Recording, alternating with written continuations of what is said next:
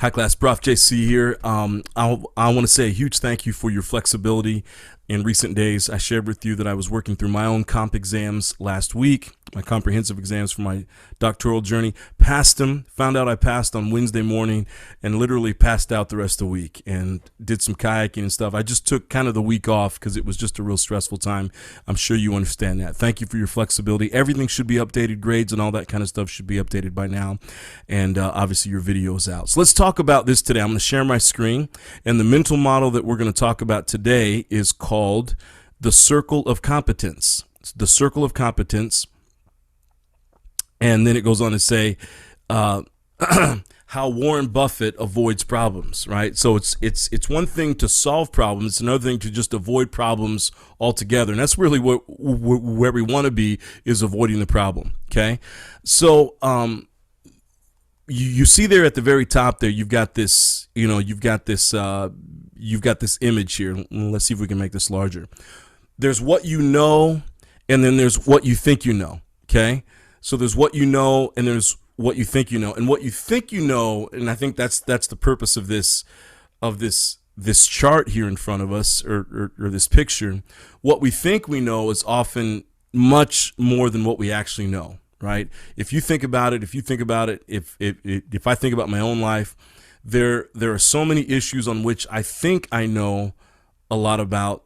But really, when I begin to study, and that's the process of education, when we begin to study, we begin to realize that there's so much that we don't know, right? That's kind of the process of education. That's one of the fun aspects of getting a college degree, getting a bachelor's degree, a master's degree, getting a doctorate degree, whatever it is. Your world expands, and it becomes a little bit more frustrating the more your world expands, because you're beginning to realize, I don't know as much as I thought I did, right? So take, for instance, politics, okay? And I'm not trying to make this political, but whatever side of the aisle you are on, more than likely you think you know a lot about the other side. But what you think you know is more than likely based on you listening to people on your side of the aisle talk about people on the other side of the aisle. And so you have this idea about what you think you know, but what you really know is probably right down here. I'll share this with you. And I was just sharing this with somebody earlier today. In my own life, in terms of, principles and political beliefs and, faith beliefs, all this kind of stuff, for so many years, I spouted off words that I had heard growing up. I grew up in a Christian school. I grew up with a certain set of beliefs. And so I spouted off what I heard because it was based on what I thought I knew. It's based on what I thought I knew about other people, about people who didn't think the way I did, who didn't live the way I did, and I thought I knew. But as I began to really understand, I realized I knew nothing. I knew nothing about these people, about communities, about different beliefs, or whatever they may be, and I needed to do a lot of listening, okay? So that's not exactly what we're trying to talk about here today, but it's important for you to understand that there's what you do know and there's what you think you know. And most often, you think you know so much more than what you actually know. And that goes for all of us as human beings. So let's read about this. Understanding your circle of competence. Okay, so that's your circle of competence, what you actually know, what you really know versus what you think you know. Understanding your circle of competence helps you avoid problems, identify opportunities for improvement, and learn from others. So that goes back to, in my own maturation process, if I can use that, right? In my own process of becoming a man, recognizing that, hey, there are things that I think I know about other people, and I think I know about their beliefs and how they see the world, and actually I don't, right? And so the more I understand my circle of competence in certain areas, again, the more I avoid problems, right? The more I identify opportunities for improvement within myself, and the more I'm able to be quiet, JC, and learn from other people. Okay, and that's the same thing from you, but it's really important that you understand your circle of competence, okay? So the concept of the circle of competence has been used over the years by Warren Buffett as a way to focus investors on only operating in areas that they know best. The bones of the concept appear in his 1996 shareholder letter, and here's what he had to say. What an investor needs is the ability to correctly evaluate selected businesses. Note that word selected. You don't have to be an expert on every company or even many. You only have to be able to evaluate companies within your circle of competence. That's what you know, okay? The size of that circle is not very important. Knowing its boundaries, however, is vital. So it's not, this is not a process for us to shame ourselves for the fact that we don't know what we thought we know, what we thought we knew. The process is there so we clearly define the boundaries around what our knowledge is. And then we can say, okay, here's where I can really shine in this area because I understand this. Okay. Here are the other things I don't need to touch. Right. So going back to, again, what I talked about earlier, political beliefs and that kind of stuff. When you know what you know, you're able to really fight for your beliefs based on what you know. You're not fighting against somebody else. You're fighting based on your own beliefs. And here's what I believe. Okay. And you're able to circle that in. You're able to bring that boundary in. Okay. Now, the same goes into your industry. The same goes into your job. When you know what you know, you're able to be really great at that and master that and realize I don't know these other things. But then you also know, okay, if I want to get better and maybe the skill set that I need in order to get the next promotion, to get the next job that I want, to get in the next industry, I need to expand it. But at least I know what I mastered, what I have mastery over. And now I can learn better on what I need to learn in order to gain mastery in other areas as well. The circle of competence is simple. Each of us through experience or study has built up useful knowledge on certain areas of the world. Some areas are understood by most of us, while some areas require a lot more specialty to evaluate, right? For example, most of us have a basic understanding of the economics of a restaurant. You rent or buy space, you spend money to outfit the place, and then hire employees to seat, serve, cook, and clean. And if you don't want to do it yourself, you got to manage it, right? So you got to manage other people doing those jobs. From there, it's a matter of generating enough traffic and setting the appropriate prices to generate a profit on the food and drinks you serve. After all, your operating expenses have been paid. Though the cuisine, atmosphere, and price points will vary by restaurant, they all have to follow the same economic formula. That basic knowledge, everything we just talked about, along with some understanding of accounting and a little bit of study, would enable you to evaluate and invest in any number of restaurants and restaurant chains, public or private. It's not all that complicated. However, can most of us say we understand the workings of a microchip company or a biotech drug company at the same level? Perhaps not. But as Buffett so eloquently put it, we do not necessarily need to understand these more esoteric areas to invest capital. Far more important is to honestly define what we do know and stick to those areas.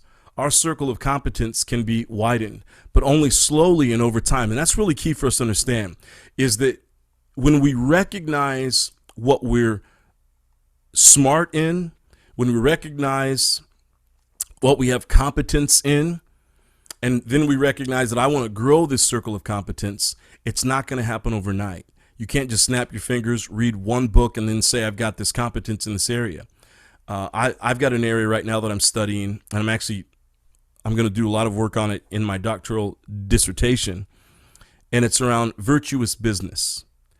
And I'll be honest with you, I've been and I was telling this to my doctoral advisor today, I've been very skeptical about this idea. My whole doctoral program, where I'm getting my doctoral program, it's a Christian university, and so they want all of us to be thinking about business from a virtuous perspective.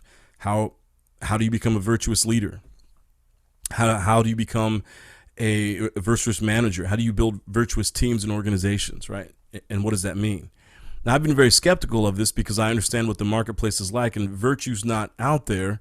It's not really that strong out there. Anyway, I say all this to say, I've been reading a lot about virtuous businesses, including some that are billion-dollar businesses that really base their business on this idea of virtue. And I will tell you, I started reading about this back in December of 2021. Okay. And it is just now April of 2023. And I was telling my doctoral advisor during one of my comp exams that I failed the first one. I had to go back and do a second pass through of that comp exam. And when I went back to the second comp exam and I dove into this idea of virtuous business and virtue working, I finally got it. So I'm saying all that to say, My circle of competence when it came to virtuous business was very small, but it took reading and reading and reading over the course of, a couple of years almost, maybe 18 months or whatever, for that to expand. When you want to grow your circle of competence, you've got to give yourself long-term thinking. You've got to be able to think long-term and say, okay, what is it that I want maybe 2 years from now, or a year from now, or 6 months from now, whatever it is. How do I want to grow in that amount of time? You got to understand it's not going to happen over time. And as it says right there, it's not going to happen overnight. Mistakes are often made when strained from this discipline. The circle of competence applies outside of vesting. Buffett describes the circle of competence of one of his business managers, a Russian immigrant with poor English who built the largest furniture store in Nebraska. He talks about this person a lot. You can find YouTube videos of him talking about this person. So let's hear what he has to say. He says, I couldn't have given her $200 million worth of Berkshire Hathaway stock when I bought the business, because she didn't understand stock. She understands cash. She understands furniture. She understands real estate. She doesn't understand stocks. So she doesn't have anything to do with them. If you deal with Mrs. B, and that's her name, in what I would call her circle of competence, she's going to buy 5,000 end tables this afternoon if the price is right. She's going to buy 20 different carpets and odd lots and everything else that like that, because she understands carpet. She wouldn't buy 100 shares of General Motors if it was 50 cents a share. The article goes on. It did not hurt Mrs. B to have such a narrow area of competence. In fact, one could argue the opposite. Her rigid devotion to that area allowed her to focus. Only with that focus could she have overcome her handicaps to achieve such extreme success. In fact, Charlie Munger takes this concept outside of business altogether into the realm of life in general. The essential question he sought to answer: what should we devote our limited time in life to achieve the most success? Charlie's simple prescription. So this is a great question if you're thinking, I've got the rest of my life ahead of me. How do I want to give myself to the rest of my life? What is my purpose moving forward? Here's what Charlie Munger would have to say. You have to figure out what your own aptitudes are. Okay, so it starts there. What are you good at? Okay, Charles Koch, the chairman and CEO, or the chairman of Koch Industries, would call this, what's your comparative advantage? What can you do better than anyone else can? Okay. So what are your aptitudes? If you play games where other people have the aptitudes and you don't, then you're going to lose. And that's as close to certain as any prediction that you can make. You have to figure out where you've got the edge in life, and you've got to play within your own circle of competence. If you want to be the best tennis player in the world, you may start out trying and soon find out that it's hopeless, that other people blow right by you. However, if you want to become the best plumbing contractor in, I don't know where that city is, but he's mentioning a random city. So I'll say the best plumbing contractor in San Diego is probably doable by 2/3 of you. It takes a will. It takes intelligence. But after a while, you gradually know all about the plumbing business in San Diego and master the art. That is an attainable objective given enough discipline. And people who can never win a chess tournament or stand in center court in a respectable tennis tournament can rise quite high in life by slowly developing a circle of competence, which results partly from what they were born with and partly from what they develop through work. So, the simple takeaway here is clear. If you want to improve your odds of success in life and business, then define the perimeter of your circle of competence and operate inside. Over time, work to expand that circle, but never fool yourself about where it stands today, and never be afraid to say, I don't know. That's the key right there, is to say, okay, if you really want to understand where your circle of competence lies, you've got to be willing to say, I don't know. And find those areas in life that you don't know, and find those areas in investing you don't know, find those areas in leadership, right, that you don't know, find those areas in business, find those areas in management that you don't know, and be willing to admit that and say, but this is what I do know, so master that right now, right? And I'd say that the younger you are and the less time that you have in industry, find that circle and master it, and then continue to grow outside. But you do that by asking questions. You do that by being open and saying, okay, here's the areas that I need to grow in. So this is this whole idea of humility, right? How do we grow through humility? And I think that that's really important. So in your assignments this week, okay, I'll write for you exactly how to to approach this assignment. So just make sure you read through the assignment. I'm not going to have the question here, but just make sure you have the assignment in your Canvas and you read through it, and then you'll answer it based on that. Okay. Circle of competence. There's a lot of information out there about that. I hope it's added value to you. It's another mental model to add to your tool belt and how you can think better, make better decisions, stay in your lane. I want to say this too, because I'm talking to business people. I'm talking to our future, business people or current business people, whatever it is. I'm talking to business mindsets. I'm talking to leaders. I think one of the greatest pieces of advice that can come from this is to understand that we don't choose business so we can earn money. Right now, obviously, we got to earn money. We've got to take care of our bills and all that kind of stuff. But we don't choose a business just to make money. Okay, I want to say that again. Right.